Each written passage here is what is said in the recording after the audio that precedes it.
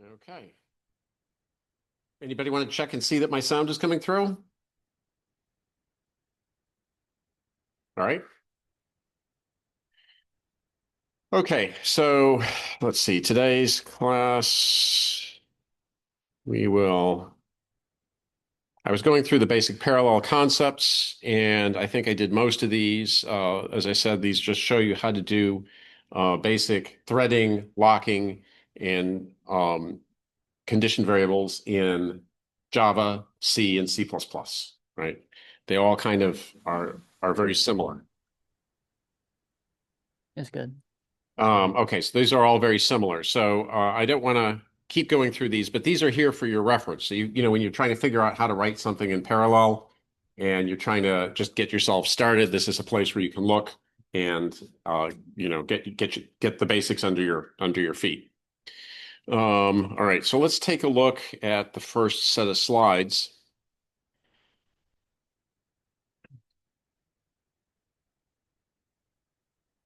So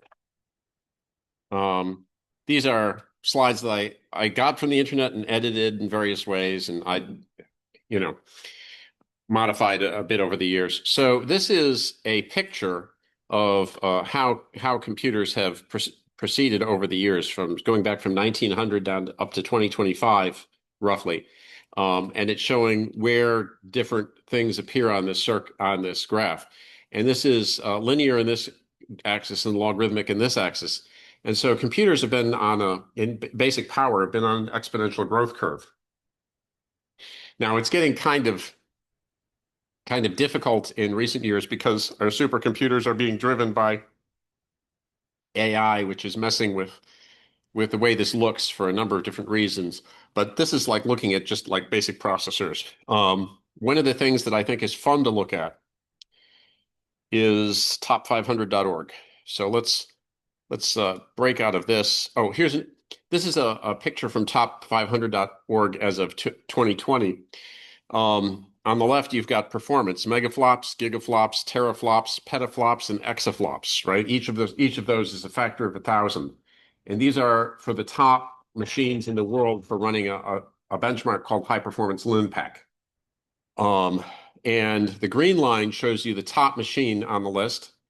And the yellow line shows you like a sort of I think it was no, the green line is the sum of all the machines on the list. The yellow line is the top machine, and the blue line is the bottom machine. And you can see it's very close to a logarithmic graph. If you want to, you can go to top500.org, which is over here on this panel, and you can see the most powerful machines in the world. We have El Capitan, which is the biggest one. It's an HPE Cray. And you can dig into these machines and see the details of them. So this is an AMD processor running at 1.8 gigahertz. The interconnect is Slingshot 11. So the interconnect is this special network that exists on a cluster. So the way they build these machines, they're not individual computers, kind of like our desktops or our laptops are. You take, thousands of those things and you hook them together with a special high bandwidth, low latency network that costs as much as the machines themselves, right? And that's how you build that. And this is the LINPACK performance that they achieved. So this one is 1.742 petaflops, or I'm sorry, 1,742 petaflops, which is 1.7 exaflops, which is a billion floating point operations per second.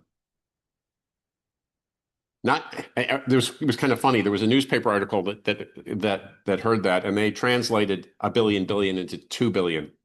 No, it's a billion times a billion. Not 2 times a billion. Theoretical peak. So that's what you get if you look at the number of floating point operations the hardware is physically capable of doing per cycle and adding that all up. It's almost impossible for any code to get that number. But theoretically, if you gave it just the right instructions, it could get to that number. Power, 29,580 kilowatts. So almost 30 megawatts to run that machine. These machines get their own buildings, their own cooling systems, their um, their own power supplies, right? And I think XAI is working on a supercomputer that they're not going to have open to the public, which is going to require a gigawatt.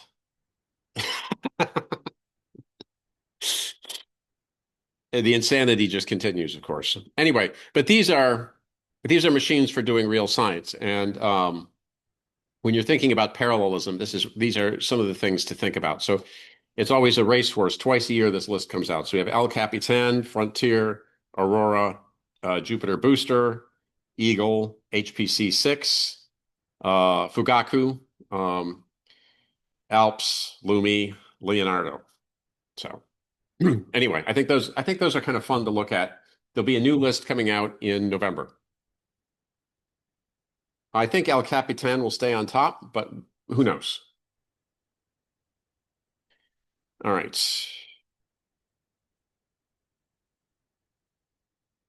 So long ago, we had CPUs that were single core. Yes, question. It's not super relevant. I noticed that the processors have really low clocks. Yes, they do. Well, there's a reason for that. Hold on.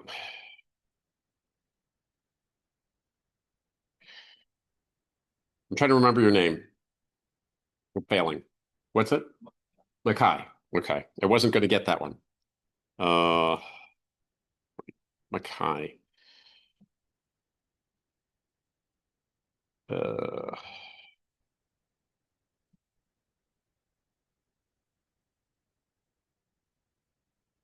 I need to start doing my participation.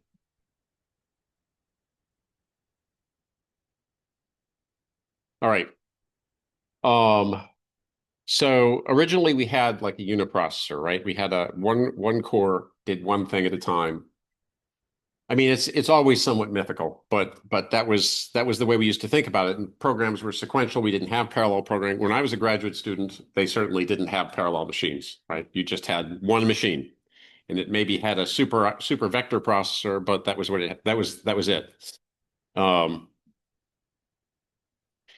and since the 90s or so, we've had the shared memory multiprocessor. So the idea is you have a bunch of different processors. They each have their own cache, and then they have a pool of shared memory. Actually, originally they didn't have cache. That came later. But um, these are some of this slide is a bit dated, but it gives you an idea of some of these other processors that are out there and the number of cores that are on them. Um, the Cerebrus wafer scale engine, I think, has gone on to a couple more generations and is much bigger than 400,000 cores now. But these are very lightweight cores. Now, you asked about Mackay, you asked about the power consumption. Um, the they tend to be low power because you want to do a lot of things in parallel.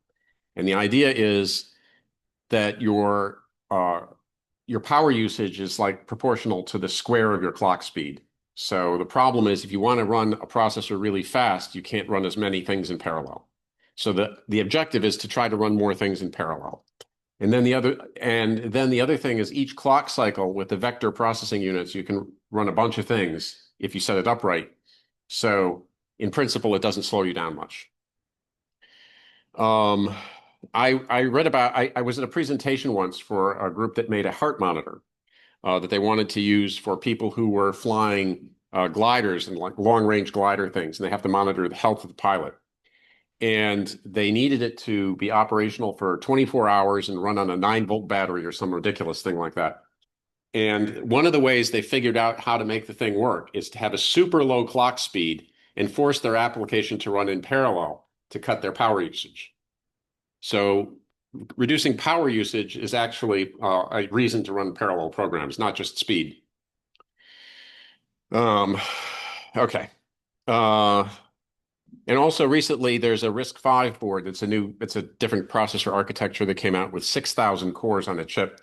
I don't see that becoming a standard thing, but as time goes by, these chips get bigger, there gets to be more parallelism and so on. So this is just to give you a feel for, yes, name. Tristan, right. as we add, like, why would we use like 60 or 400,000 core? Well, okay, so there's several reasons for that. So the question is why make bigger CPUs if we've got GPUs? And the so one of the reasons is you want to run multiple GPUs off a single core or a single CPU. And so you need multiple CPUs just to feed them, and then you probably need multiple CPUs to also run the operating system and schedule I/O and so on. So you need them for a bunch of things. Um, if you look at Fugaku is actually a machine that doesn't use GPUs. It has just very low power, very simple CPUs. But everything is kind of going toward the GPU direction. Um, Unfortunately, I think it's unfortunate. I think, well, okay, so my interest is in high performance computing, and that is scientific codes, and everybody else wants only AI. So, um, but up until recent years, scientific applications have been the driver for all these things. It's only in the past couple of years that AI has become everything. All right. Okay. So in any event, we aren't going to talk about how to program the GPU. That's how you get most of your speed for a super high performance app. But that's not this course. This course, we're going to talk about the CPU programming. We're going to talk about some of the concepts behind the CPU programming. So there's certain things that scale well to a GPU. If you want to do lots of vector operations and matrix multiplies, and you just do a bunch of those really fast, then the GPU is the way to go. But sometimes you want to do different things. For example, one of the other things you might want to do is write a multiplayer game. A multiplayer game is going to have, say, 4,000 sockets connected open with people from the internet coming in with different data at different times asynchronously. That's not going to work on a GPU, right? You need a CPU for that. So if you want to run a database, right, that's a similar kind of thing. You're going to need a CPU for that. And you're going to need a massively parallel one. So there's a bunch of different usages for parallel programming, and getting it right is important. So, but one of the ways to get speed is potentially parallelism. And so when you double your program's path length, the amount of things it's doing, your software must somehow exploit twice as much concurrency for the parallelism to be of value, right? So you might imagine that as you go on, you get a bigger and bigger processor, and it scales up to more and more speeds, but uh, it might not work out that way. So in this case, we have two processors, maybe we get 1.8, four processors, maybe we get 3.6, eight, we get 7. But it could be that you get this, right? It could be that you just wind up fighting with yourself. Hold on. Let me turn off that thing. Okay. So it could be, right, that if your program is poorly written, you get 4 times as many things, but you only get 2 times the speed up, or 8 times as many things and you get 3 times the speed up. That can easily happen. So parallelism and synchronization require great care. So we're going to talk about, some models, some algorithms, what's possible, what isn't possible. We're going to talk about some, various programming architectures and techniques. You're not going to become experts, but we want to get you part of the way through this. Okay, so sequential computation, right? You've got one thread and it's going through memory one at a time, and objects. And then you can have multiple objects doing multiple things at the same time.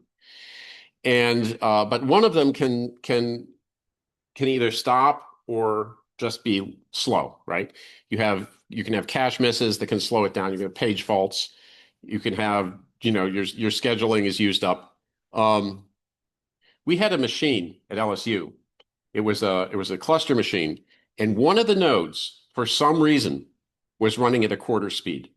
And so you have this big calculation running across all these nodes, and they're all synchronizing with each time step that they're evolving.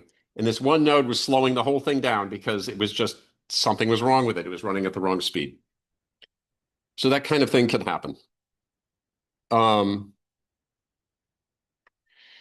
This slide in this book, sometimes called threads processes. I will not do that. To me, a thread is something that has shared memory, and a process has distinct memory. So processes can be running on the same machine, but they have a distinct set of memory space, this distinct memory space to them. Okay. So we're going to focus on principles for it first. We're going to start with idealized models and simplistic problems. We're going to emphasize correctness. And correctness may be theoretical, but incorrectness has practical impacts. If your code isn't correct, it doesn't matter how fast it is.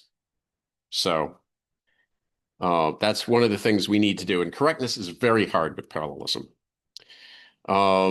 Basic jargon, we have hardware has processors, cores, usually one thread per core. Software has threads and processes. So here's like just a thought problem. So we want to print the primes from 1 to 10 to the 10th. And we have 10 multiprocessors, right? And we're going to give one thread to each processor, and we want to get a 10-fold speedup in our program.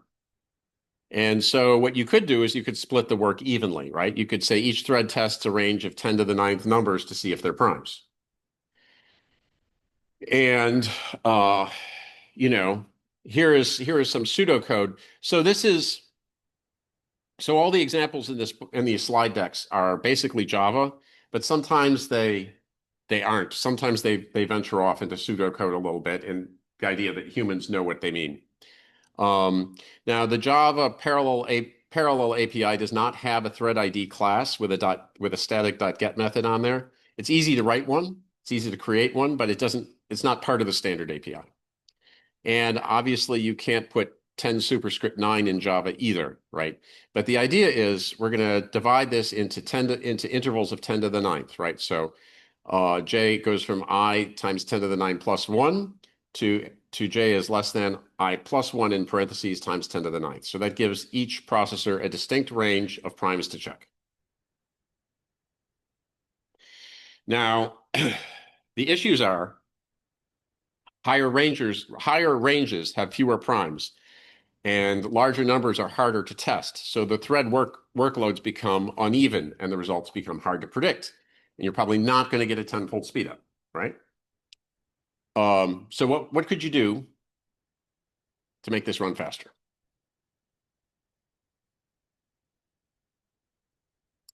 What's your name again? Ryan, Ryan. Okay. you could try to go out of your way to set more cores, look at the lower numbers. Okay. So how do you get that to work out? Okay. Okay. Any other thoughts? Name? Oh, Baron. Barund? Baron. I'll spell it, B-E-R-E-N-D. I never heard of that name before. Okay. I think there's something called Civ of Aristophanes, and that one leverages the lower primes, the results they have to influence. Right. So the sieve, what we're going to do is we're going to start with the 2, and we're going to mark all the evens and then the 3s, and then we're going to see what's left. Yes. That way you have what? Sure. Okay. So you could have each one populate the sieve, right? You could do that. Which avoids a problem that it's getting swept under the rug here, and that is usually tests to see if you have a prime by looking at the lower primes, and if you don't know what the lower primes are, then you have to compute them. But the sieve does sort of get around that in a way. But we're pretending that we can just somehow, in isolation, just check if something is a prime. We have a magic computation that we do. Okay, so here's a solution that we could go with, right? We have a shared counter, and each thread takes a number, and that's the number that they check. And so they all come and they get a number, they check, they get a number, they check, they get a number, so on. And they have a shared counter, right? And the way this looks is as follows, right? We just go through the whole range and we say counter.get an increment, and we test if the number is prime, and if so, we print it. Okay, and that gets us around this. So to make this work, we need a shared counter object, right? And so the shared counter is going to live in memory, and then each of these machines is going to have to pull it into their cache to operate on it. I didn't fix this one. this is supposed to point that way. All right, so while j is less than 10, we're computing the primes, and then we're doing this increment and return each new value. And that requires that we have this method get an increment. And this is okay as written for single threads, but we know it doesn't work for parallel threads already, right? That was what we talked about last time. So we need some kind of magic for that. And because this is what's happening sort of at the computation level, right? We're getting a value, we're incrementing it, and then we're returning it. And if two of those things happen at the same time, then maybe only one of them actually commits properly. So this is just the same thing in kind of more detail. So in this example, we have the red one reads 1, writes 2, reads 2, writes 3. But at the same time, overlapping with it, the blue one reads a 1 here, and then it doesn't write the 2 until it gets there, and then it undoes the progress of the other thread. And, is this problem inherent, and what can we do about it? Can we glue reads and writes? And so what we want to do is we want to somehow make these two steps indivisible. We want to make them atomic. And there is a read, modify, write instruction that is on the hardware of your CPU that you can access to do this. And as an aside, right, in Java, you can use keyword synchronized, although not the way this is written, but anyway, you can use synchronized to make this happen. So I could put public synchronized on. I should change this slide. Let me change this slide. No, I have to change several in a row. I'll fix it later. So you want to synchronize. You want to synchronize this operation, and that's going to use a mutex like we discussed last time. And that's going to give you your mutual exclusion that way. All right, does that make sense? So the problem with this method of parallelism that we just discussed, right? We can do the primes and we can probably get closer to getting a 10-fold speed up, but we have a sequential bottleneck on getting that next number. So that get an increment, even though we've made it atomic, it's still going to have some overhead, and the different threads are going to have to contend to get that number. Each one is going to have to pull it into its own cache to operate on it, and that's going to introduce overheads and slowdowns of its own. So these are issues that we have to contend with. The idea probably to make this better, what we should do is when we do our get an increment, we shouldn't get an increment by 1. We should get an increment by, say, 100. Then we get a chunk of 100 prime numbers to test, and we do them all before we go and get more, right?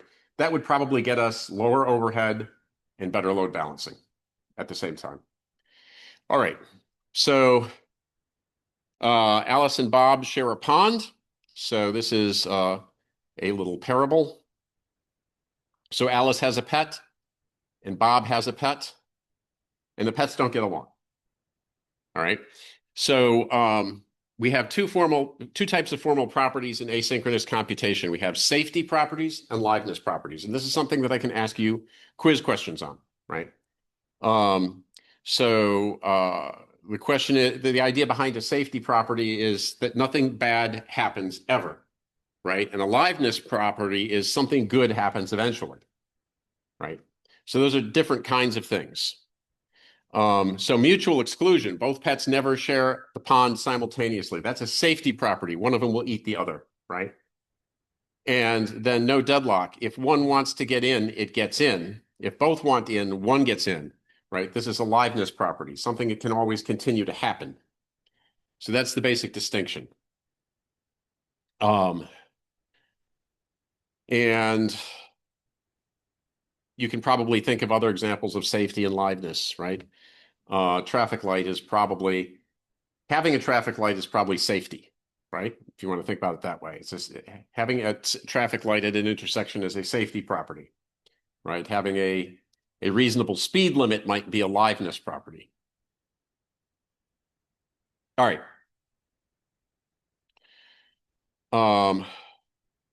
So they would talk about protocols for doing this, and they say you could just sort of look at the pond and see if if one of the pets is there or not, and see if it's safe to let out. Now the problem is this doesn't really work for the same reason that this parallel plus plus doesn't work, right? The idea is if I just look at a variable and then I go to do something, between when I looked at it and when I go to do something, the state could have changed, right? So just looking at the variable isn't good enough. Threads can't see what other threads are doing. So you need some kind of explicit communication. And so you need some kind of protocol to let yourself know. You need something that's persistent that you can put in memory to synchronize on. And what we're going to do, right, is we're going to come up with this idea of the CAN protocol. So the idea is there are cans sitting on, Alice and Bob have cans sitting on each other's window ledges, and they can pull a string and knock over the can, and then the other one can say, oh, the can is knocked over, right? So the can is knocked over, so it's safe for me to put my pet in.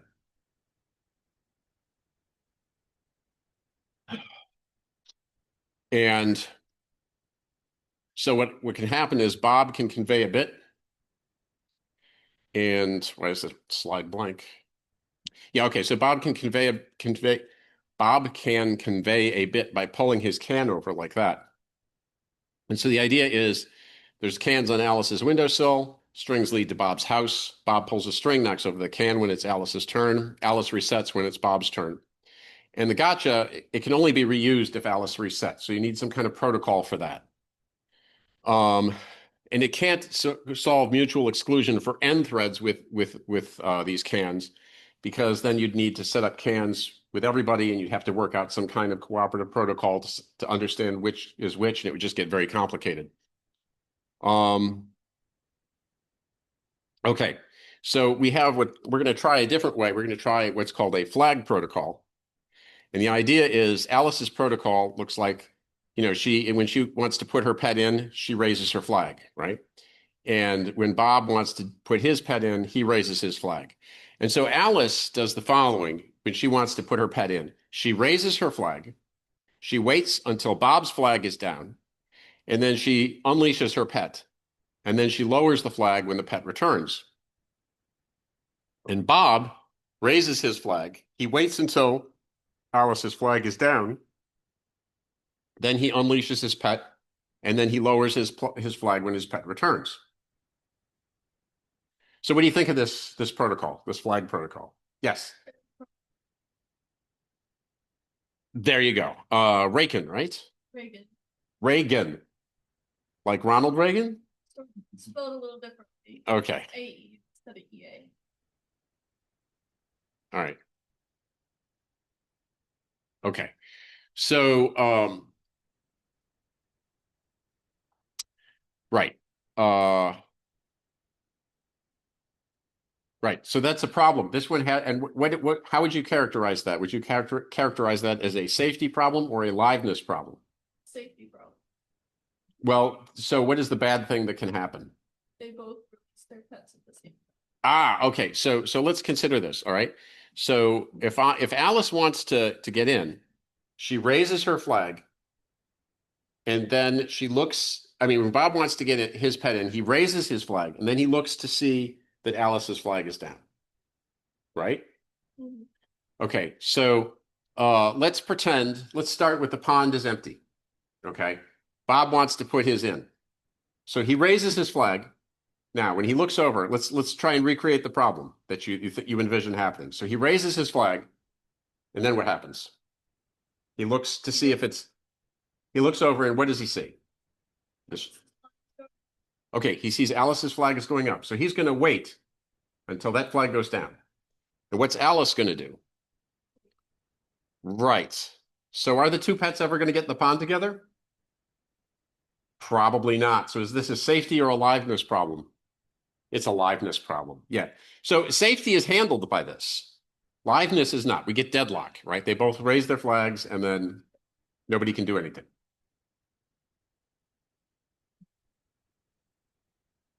All right. So here's a second try. What Bob can do is he can raise his flag while Alice's flag is up. He can lower his flag and wait for Alice's flag to go down. Then he can raise his flag, and then he can unleash his pet. And then lower the flag when the pet returns. What do you think of this one?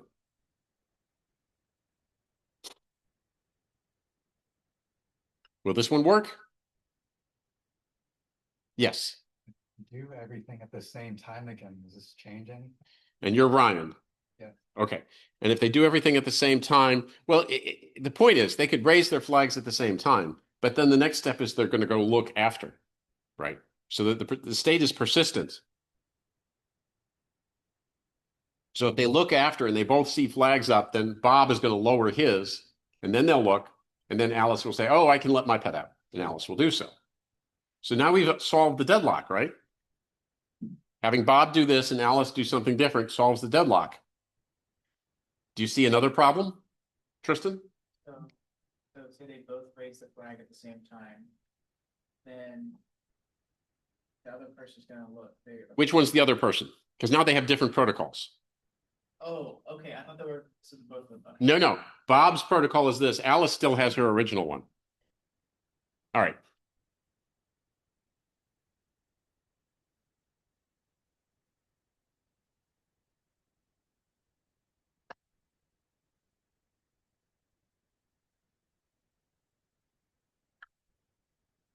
I have 3 people in this room who haven't got their participation yet. So you should speak up, ideally. Yes.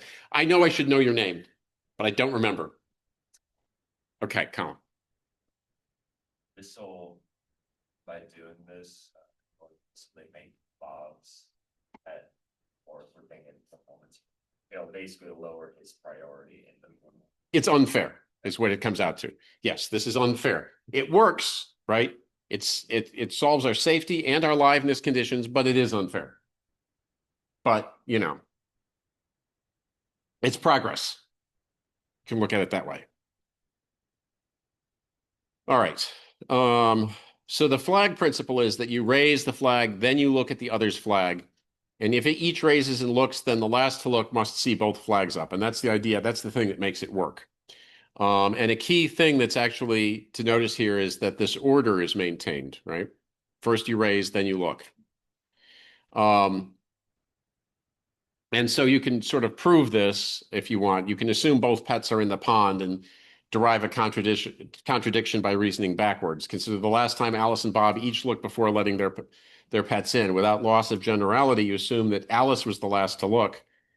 But if Bob, but however you do this isn't work. So Bob's last look, he's already raised his flag when he looks. If he sees Alice's flag, then he's not going to raise his. Let's see, wait, how did we start this? So Alice was the last to look. Okay, so Alice has to be last to look on this part. And can we arrange events such that this doesn't work out? And we can't, right? No matter how we arrange these events, we can put Bob's last look. He has to go, Bob's last look has to go here, right? And he has to put his pet in the pond. And that means that he must not have seen Alice's flag raised. So that has to come after. So that is a so-called proof. So Alice must have seen Bob's flag. If only one pet wants in, it gets in. So deadlock requires both continually trying to get in. If Bob sees Alice's flag, he gives her priority because he's a gentleman, I guess. And so that works. But as we said, the protocol is unfair. The protocol uses waiting, which is another potential problem. If Bob is eaten by his pet while he's in his pond, then Alice's pet might never get in, right? Okay. So another possibility is Bob raises his flag, then he knocks over a can. And while Alice's flag is up and the can is down, he waits. And then he unleashes his pet. And then he lowers his flag when the pet returns. And then Alice's protocol is she raises her flag, she resets her can, and while Bob's flag is up and the can is up, she waits. And then she unleashes the pet and lowers the flag when the pet returns. So this protocol is going to work, right? Now we have safety, liveness, and fairness, right? Because it's going to depend on who, whether the can got knocked over or reset. as well as whether the flag is raised, and we don't have one person unfairly deferring to the other. And in terms of bits, the way this looks is the flag is under the control. Each person has the control of their flag, right? They can raise or lower it. They can set it to 1 or to 0. But the can, right? Alice can only set the can, if you want to think of that as another bit, she can only set it to 0, and Bob can only set it to 1, right? So they can do those in any order, but whichever one does that thing last is going to lose. So it becomes a race rather than, one side always giving priority to the other. Okay, so mutual exclusion cannot be solved by transient communication and cans by themselves. It can't be worked. But this combination that we have of two shared bits, right, can do this. All right, so the fable continues. Alice and Bob fall in love and marry. Then they fall out of love and divorce, and she gets the pets and he has to feed them, leading to a new coordination problem, producer-consumer. So Bob puts food in the pond. Alice releases the pets to feed. And Alice and Bob can't meet. Each has a restraining order on the other. So he puts food in the pond, and later she releases the pets. And we have to avoid releasing pets when there's no food and putting out food when uneaten food remains. And the producer-consumer model needs a mechanism so that Bob lets Alice know when food has been put out, and Alice lets Bob know when to put out more food. And in this case, the CAN protocol is going to work, having one bit that they share, where one of them can write a 1 and one of them can write a 0, is going to work. So what's going to happen is Bob puts food in the pond, and then he knocks the can over. He writes a 1 into the bit. And Alice, when she sees a 1, she checks the bit. When she sees a 1, she releases her pets, and then she sets it to 0. She resets the cans after they're fed. And so they can both take turns like this. One of them sets the bit to 1, the other one sets it to 0, and it just can alternate like that. And the pseudocode can look like this. While can is up, we wait. For Alice, while the can is up, we wait. We release the pet, we recapture the pet, we reset. So this is while the bit is 1, we do these things, then we set it to 0. And Bob, while the can is down, while the bit is 0, he can stock the pond with food and then knock the can over, set it to 1. Make sense? All right, so mutual exclusion, it works. No starvation. If Bob is always willing to feed and the pets are always famished, then the pets eat infinitely often. And its correctness, it has correct also, right? Pets and Bob are never together in the pond. There's no starvation. In this producer and consumer model, the pets never enter the pond unless there is food, and Bob never provides food if there is unconsumed food. So we have all those things. We could also solve this using flags. Both solutions use waiting. All of these solutions use waiting, and waiting is potentially problematic. If one of the participants is delayed, so is everyone else. But delays in computing are common and unpredictable. If you run a parallel program multiple times, you're going to get different speeds each time you run it. Okay, so the fable drags on. Bob and Alice still have issues, so they need to communicate. So they agree to use billboards. And, they can post messages. Wash the car. But Alice sends sell the lava lamps. And then maybe they don't coordinate. We get sell the car in there, right? So this is a potential problem if you just have uncoordinated writing into memory. And so with readers and writers, we can devise a protocol so that the writer writes one letter at a time, the reader reads one letter at a time, and the reader sees old messages or new messages, but no mixed messages. This is easy with mutual exclusion, right? Both mutual exclusion requires waiting. One waits for the other. Everyone executes sequentially. Remarkably, we can solve this without mutual exclusion. You can do it without any special synchronization at all, it turns out. Why do we care? because we want as much of the code as possible to execute concurrently, that is, in parallel. A larger sequential part implies reduced performance. Amdahl's law says that this relation is not linear. What's Amdahl's law, you ask? Has anyone here heard of it? All right, it's pretty simple, it's pretty cool. The idea is speed up, okay? The way we measure speed up is we take the old execution time and we divide by the new execution time. In this case, we put sequential execution, say, on top and parallel execution on the bottom. All right, so if it takes half the time, that's a speed up of 2, right? So if we imagine our total work is W and the parallel fraction is P, then the parallel fraction of the work is P times W, and the sequential fraction is then logically 1 minus P times W. And so the speed up is going to be the work on top, the total amount of work.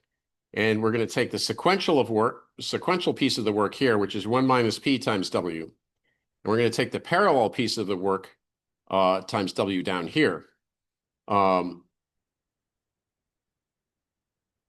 I seem to have left something off that slide.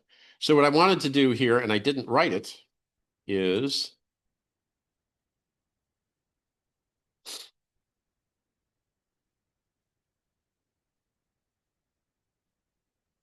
I wanted to put an over n there, and I didn't for some reason.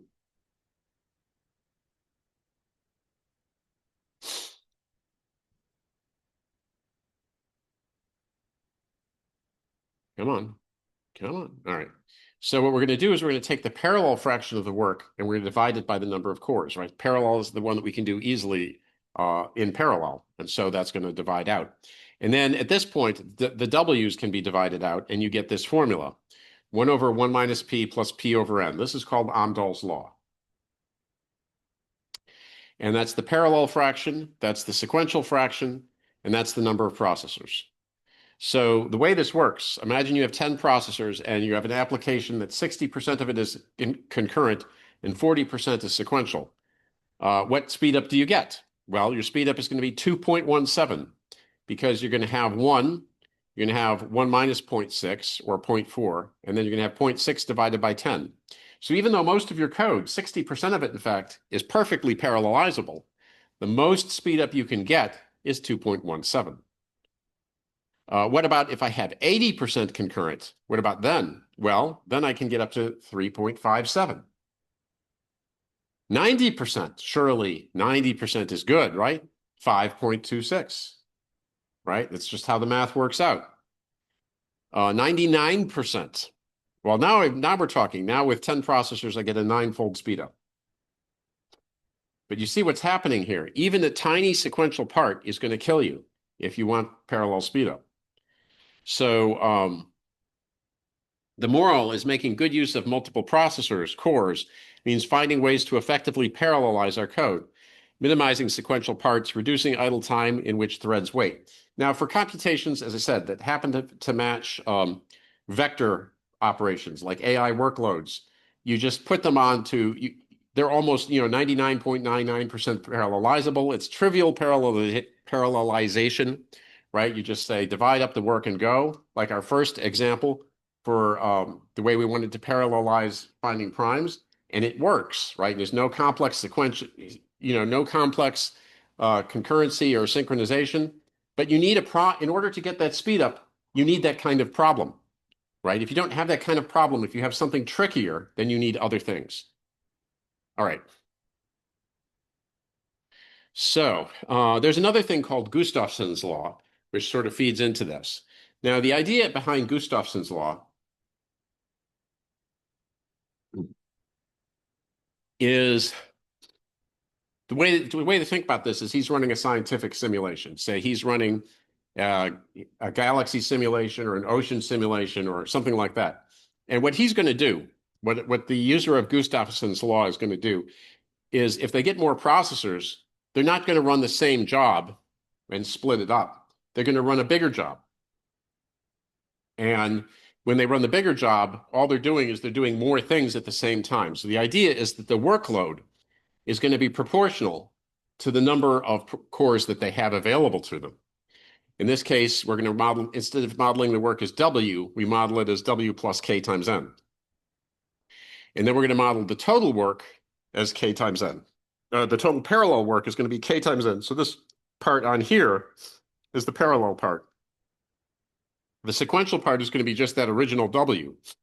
And now when we want to find the speed up, we're going to have this formula. We're going to have P equals K over W plus K, right? Where K is this constant here and W is this thing.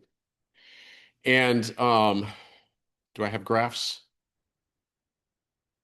I should have made a graph for this. Because what happens with Gustafson's law is as you scale up, right, you get a higher and higher fraction of the machine, and it scales up very nicely. So scientific codes that are running on multiple nodes that you can just give it a bigger problem if you've got more nodes, that gives you an easy way to speed up, and it doesn't make things look so dire.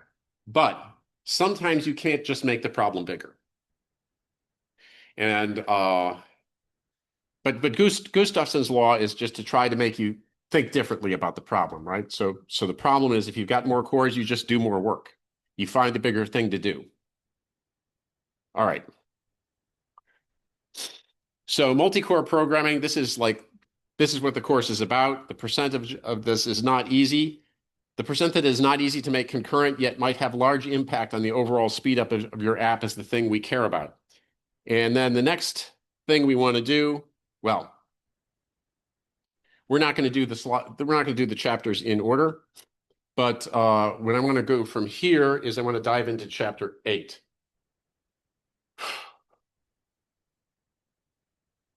Okay, anybody have any questions on any of that?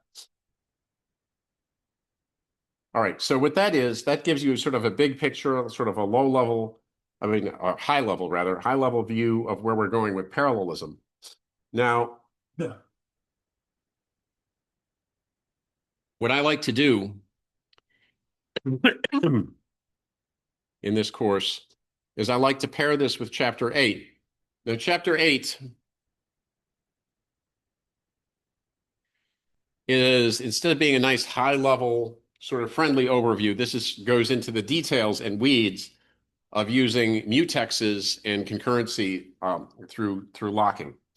Now, I like to start with this because I imagine that if any of you have any experience with parallel programming, probably the thing you've dealt with is a mutex, and you've used it for some form of mutual exclusion. And so I feel like this is part of where most people are starting mentally. So I'd like to do a little work with that. All right. So we have monitors, which we have a definition and motivation. We have conditions with some examples. We have a reader's-writer's lock, reentrant locks, semaphores, and then a summary. Okay, so monitors are combining synchronization and data. And an instance of a class, and the concept is it's an instance of a class that provides mutual exclusion to its methods. So with a monitor, so a monitor is composed of methods, locks, and conditions. And it was invented by C.A.R. Hoare and Per Hansen in 1974. So suppose we have two threads, a producer and a consumer, and suppose they share a FIFO queue. You all know what FIFO is, right? Because you all had 1351. But there are no dumb questions, so ask questions if you don't know something. The code for the producer could look like this. Mutex.lock, q.nqx, mutex.unlock, right? And this innocent looking piece of code can be very bad. Why would it be bad?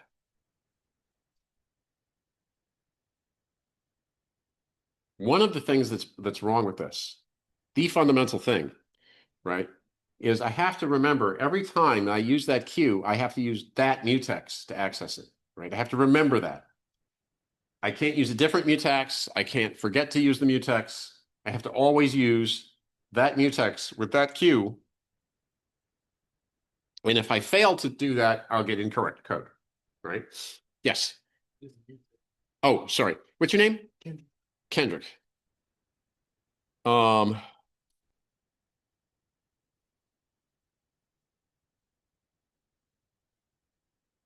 so a mutex is a mutual exclusion.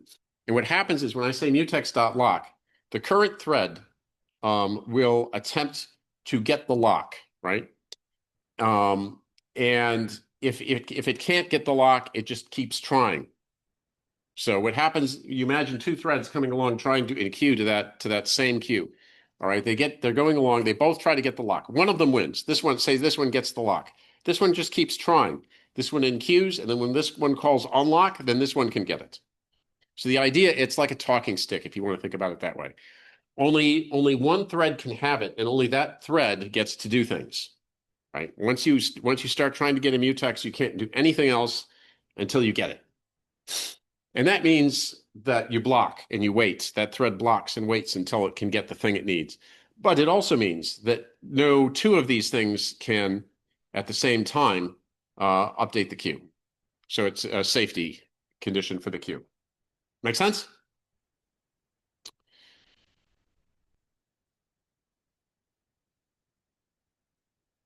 All right. Okay, so when the queue is full, NQ methods cannot enqueue and they have to wait. When there are multiple threads, each must keep track of the data and lock objects and maintain the same locking mechanism in order for the application to be correct. And the thread doesn't have access to the internal state of the queue. So the solution is providing the queue class with its own internal lock. Each method is going to first acquire it, and when it finishes, it releases it. And the NQ and DQ method will decide whether to block the producer or consumer or neither, right? So a monitor is basically a class representing a shared resource comprised of locks, conditions, methods that can call upon these things, and it allows for mutual exclusion. And when I've done it, if I do this correctly, I can just take these queues and I can just use them in a parallel application and nothing bad will happen. Synchronization code is written internally in the class. The users hopefully don't need to know about it or care about it. It works for multiple threads accessing the same shared object. And with the use of conditions, a thread may relinquish the lock if some property does not hold. More on that in a minute. So when a thread fails to acquire a lock, it can do any one of things. It can act in one of two ways. It can spin busy wait, which is the normal thing, continuously check whether the lock is available, or it can block. It can withdraw from trying to acquire the lock, just go to sleep, say, and let other threads try. And then these two things can be combined, and we'll talk about that later in the course. All right, so conditions, motivation. When a thread acquiring a lock of an object is waiting for something to happen before it can proceed, it's a good idea for it to release the lock to let other threads access the object. So let's think about a queue. Suppose this is a fixed size queue. It's got 10 items in it, and I want to enqueue something into it, but the queue is already full. So what happens? I give up the lock, let somebody else try to do something. Maybe one of those other people will dequeue an item from the queue, and then I'll be able to enqueue it. So I just sort of give up the lock, wait for a bit, and try to come back and get it later. And the condition variable is a way to coordinate that waiting for someone else to do something. So a condition is a class associated with a lock. It's created using the new condition method of the lock interface. And when a condition occurs, a thread that is waiting may be awakened to try and access the monitor. Okay, and it's part of a well-defined monitor. Await is a method that we're going to call when we're waiting for a certain property to hold. And then there's signal. So we have signal and await are the two ways we're going to coordinate. If we're waiting for that queue to get smaller, we're going to call await. And then when somebody dequeues something, they're going to call signal, and that's going to wake up the person that's called the thread that's called await, and they'll be able to try and proceed. Before returning from await, the thread must reacquire the lock associated with this condition. So how does this? Oh, and then there's signal all. So signal will waken up one of the threads that are waiting on the object, and signal all will wake up all the threads waiting on an object. So when signal all is called, signal or signal all is called, threads waiting on an await may return once, one at a time, or at the same time, or whatever. Okay, so because it wakes up, right? Because I wake up, I'm waiting for my queue to become smaller. If I wake up, it doesn't mean that the queue has become smaller. I have to check again and maybe go back to sleep. All right. And maybe await returns spuriously. Maybe it just returns for no good reason. So you have to check again to make sure the property that you're waiting for has actually happened. Okay, and so this approach that we just saw is implemented in Java, and it's called non-blocking condition variables, or signal and continue. And it doesn't guarantee the condition waited for will be true on wake up. The original monitor proposed by Hoare and Hansen used blocking condition variables, or signal and wait, and that did guarantee it. And nobody uses that. Okay, so here's our locked queue that we've been talking about. We have one lock object, two conditions, not full, not empty. This is more efficient since less irrelevant threads are awakened. It's a little more complex to design. So the class looks something like this. We create a lock. So we have a new reentrant lock. We get two condition variables, not full and not empty. We have T items. We have a tail and a head and a count. And our code looks like this. We have our locked queue that we call, this is the constructor. We call it with a capacity. It allocates that many objects or items. When we go to enqueue, what we do is we lock and we say while count is equal to items.length, we're gonna await on it being not full. Okay, because it's full. Not if count is equal to items.length, we're full, and so we're gonna wait on it to not be full. And then if we get it, then we're gonna enqueue our X, and then we're gonna signal that it's not empty, and then we're gonna unlock.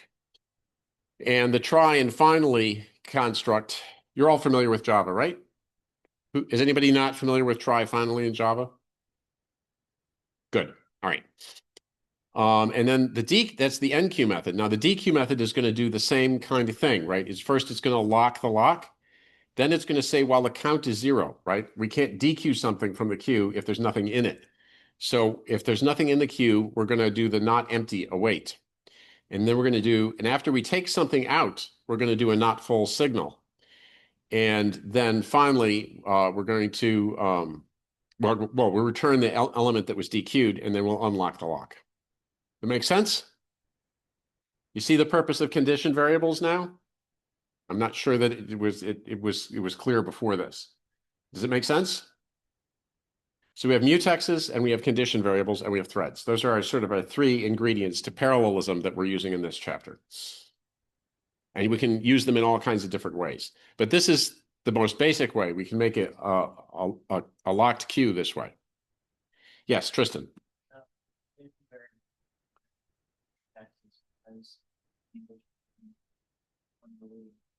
Yeah, the conditions are the condition variables, well, as their name implies, they're something that we use to wait for a condition. And we have two different conditions that we could potentially wait for depending on whether we're enqueuing or dequeuing. We're waiting for something to be true.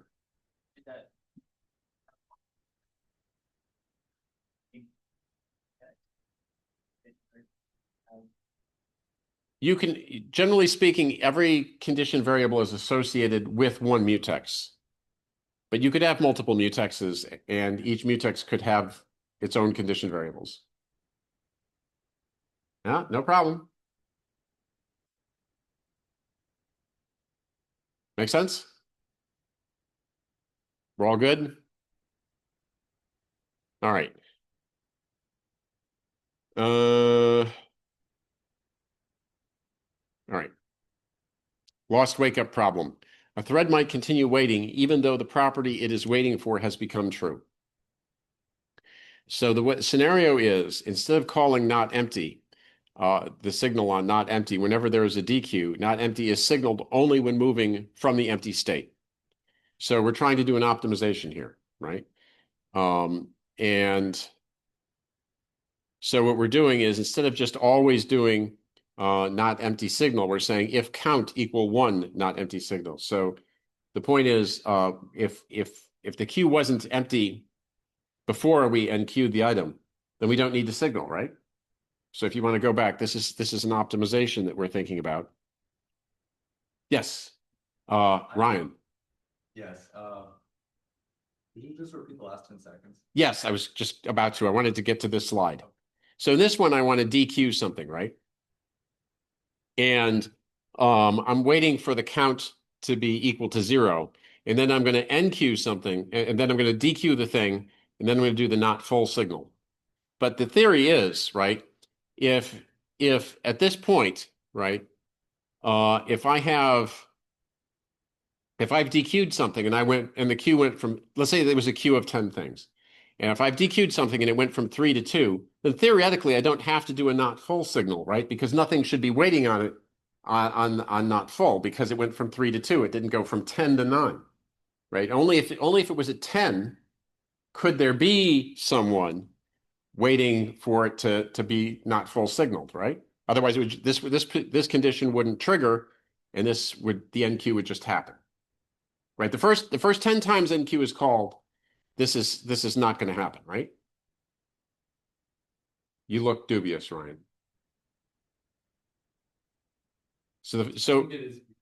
Okay, all right, think about this, okay? 10 items in the queue.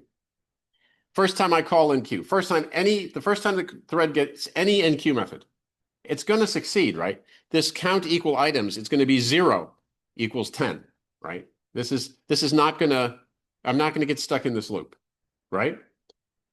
The second time I NQ something, it's also not going to happen, right? It's still way less than 10. And I can, first 9 times I go through there, it's not going to happen, right? So the thing is, if I'm DQing it, and there's only 5 items in there when I went to DQ it, I probably don't need to signal anyone to tell anyone it's not full because nobody was getting stuck in this while loop, right?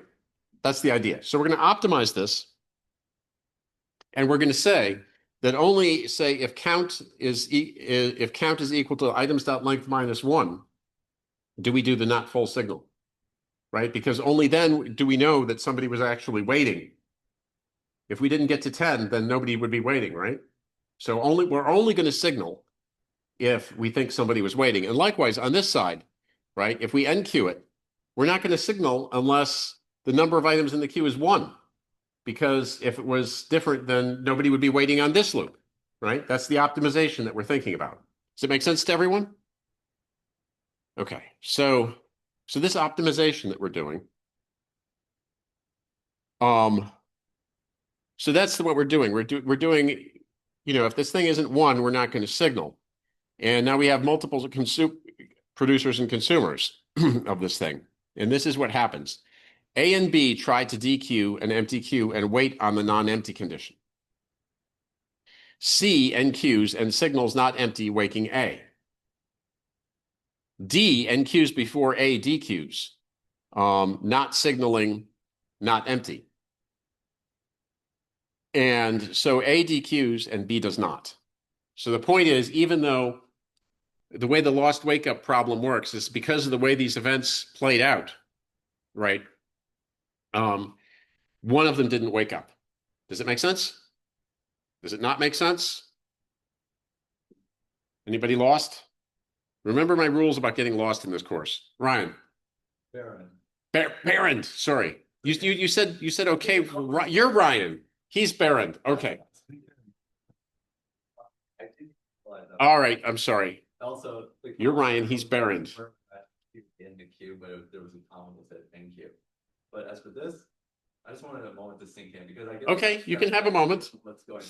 You can have a moment. It doesn't get alerted. It's 0, so it's like, what am I waiting on? But it doesn't know it's waiting. So I just want to read it again. Okay. Thank you.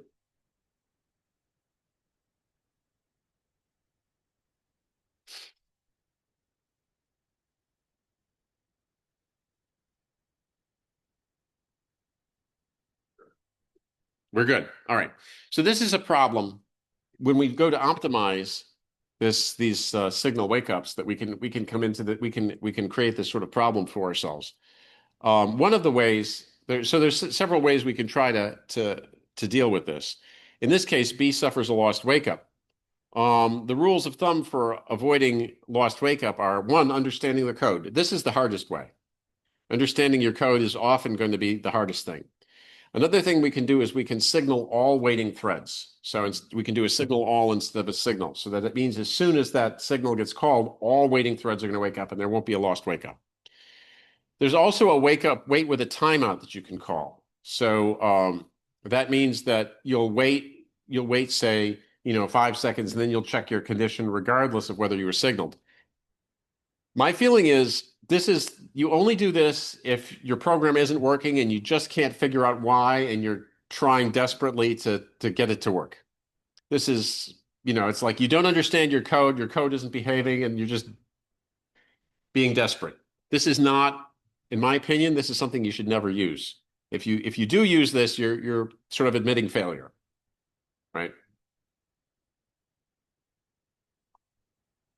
And to be fair, sometimes in the real world, people just live with failure. Deadlocks are such a difficult problem to solve sometimes that I have this reference in a paper where they talked about the MySQL database.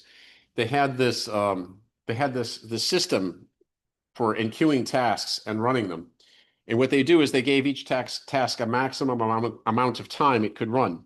And if it took longer than that, they just assumed that it was deadlocked and killed it. So that gives you an idea of how difficult these problems can be. Okay, so the problem is, of course, when I signal all, I might be waking threads unnecessarily, but you're not going to ever get to zero overheads. All right. So monitors in Java. Java provides support for monitors by using synchronized methods. Instead of using the synchronized keyword on the methods, though, we're going to, excuse me, we're going to more consistently use the mutex and condition variables. In Java has built-in methods called wait, notify, notify all on every object. But as I said, instead of using those, we're going to use the more explicit mutex and condition objects and using await and signal rather than these. Okay, any questions? We're all good. You still haven't asked me a question. Oh, you're not? Okay. All right. Okay, so here's a different sort of problem. We have readers and writers locks. So we have readers that they want to return the object data without modifying it. They just want to look. And we have writers that want to modify that data. And so we can have two kinds of locks, one for readers and one for writers. And many shared objects exhibit many reader calls and fewer writer calls. So sometimes you only need to look at the data. You don't need to change anything. And in that case, we have a read-write lock interface. And it should have two safety properties. A thread can acquire the write lock only if there are no other threads holding the read lock or write lock. And a thread can acquire the read lock only if there's no thread holding the write lock. So you can have multiple readers, but you can only have one writer. And so they have an interface that in Java looks like this. We've got a read-write lock that has a read lock and a write lock that come from it. And a simple read-write lock class is going to have a Boolean variable called writer to indicate whether the thread is holding the write lock. And only when writer is false can the thread acquire the read lock. And we're going to have a counter for the readers indicating how many threads hold the read lock. And only when the writer is false and the readers is 0 can a thread acquire the write lock. So the lock and unlock methods are accessed through the objects of the inner class, read lock and write lock. So, okay. And they contain a condition for both reads and writes. All right, so here's how they look.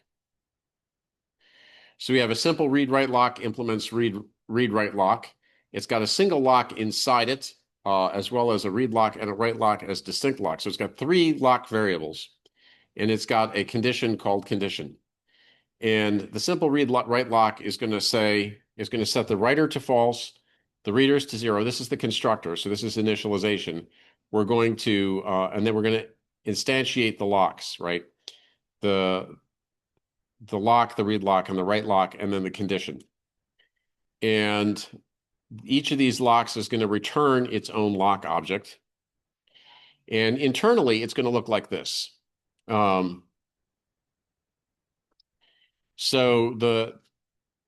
this is the read lock. So the read lock is going to first get the global lock. It's going to say while the writer is true, it's going to await. And then after it gets past this, it's going to say readers plus plus. And then when it's done, it's going to unlock. And then its unlock method, it's going to lock the lock. It's going to decrement readers. If readers is equal to 0, then it will signal all, and then it will unlock. All right, so that's the logic for the reader class, the read lock class. The write lock class is going to do something a little different. It's going to say, while readers is greater than 0 or the writer is true, we're going to wait. And then once we get past this while loop, we're going to set the writer flag to true. And then finally, we're going to unlock. And then in our unlock method, we're going to set the writer to false and signal all. So you see how that works, right? So the read and write lock methods synchronize on the same lock and the condition of the simple read-write lock class. And the advantages is this is correct. It always allows mutual exclusion. It's simple. Disadvantage, fairness. So if I have many readers, I might not be able to ever get the write lock. So what should we do about that? You see how this problem can come about, right? We get a bunch of different reader locks, the increment reader, decrement reader, but it never quite gets to 0, and so then the poor writer can't get in. Yes? You can. Yeah, that's a way we can handle it. So we're going to sort of do that. So we're going to say once that one writer could wait while readers keep acquiring a lock, but what we're going to do is once a writer has requested the write lock, no more readers can acquire the read lock. That's the way we're going to implement that. And current readers will finish, and the writer will be able to acquire the write lock. And so the way we've implemented it is the reader's counter field is replaced by 2 fields, read acquires and read releases. And the number of readers who release the read lock, which is what the last thing is. So the writer field acts as a lock. Writer set it to true when requesting the write lock, even when the concurrent readers are active. So the way this is going to be, remember, we first got through that while loop before we set the writer flag, but now we're going to set it first. And readers who see writer equal true cannot increment the read acquires field. So the conclusion is that when a thread calls writeLock.lock, it has priority over subsequent readLock.lock calls. And writers are informed that there are no more readers when the reader releasing the read lock identifies that read acquires equals read releases. So now we have this new FIFO read write lock. So read acquires equal read releases equal 0, writer equal false. This is the constructor. We're getting the lock, the conditions. It's going to have the read and the write lock. We're going to have, and we're going to return those things when they're asked for. So the read lock looks like this.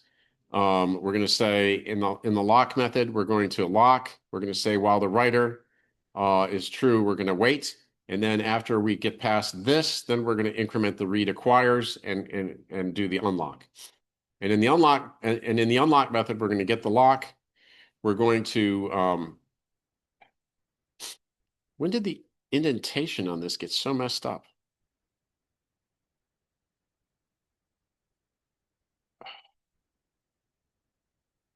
Hold on a minute. I can't look at this.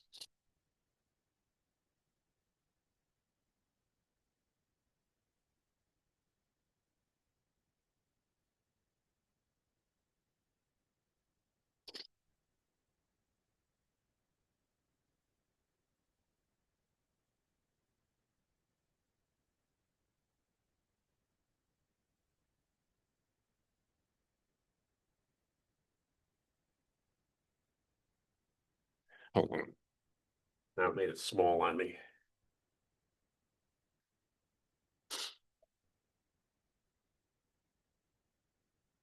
It's actually too many in there.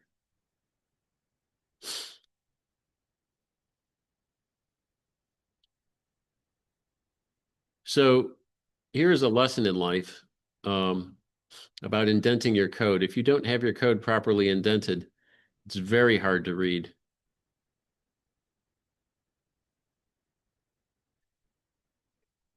And you can easily make mistakes. What is?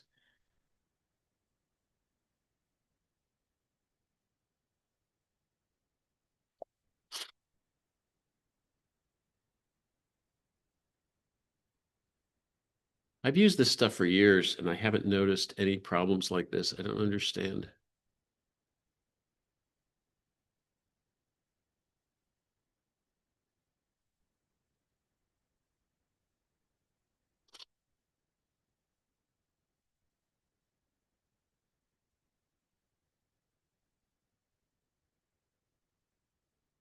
There. Isn't that better? Yeah, it's- bracket. Yes, yes, you're right. I don't need it though. I could just do this. There. Thank you. Let's see. Does that look good?